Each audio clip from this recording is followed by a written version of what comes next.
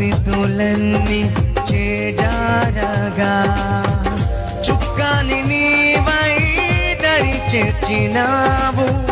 వ్యాధి బాధలు రాకుండా చేసి మేమెల్లు స్థలమందు ఆశ్రయమైనావు. యెహోవా రోహివై సంరక్షించుచు మా ఇంట దీవెనలు నిత్యముంచితివి. యెహోవా రోహివై సంరక్షించుచు మా ఇంట దీవెనలు నిత్యముంచితివి. నీవుండగా ఏ లోటు లేనే లేదు యేసయ్యా. నేను నా ఇంటి వారం నిన్నే సేవించెదం.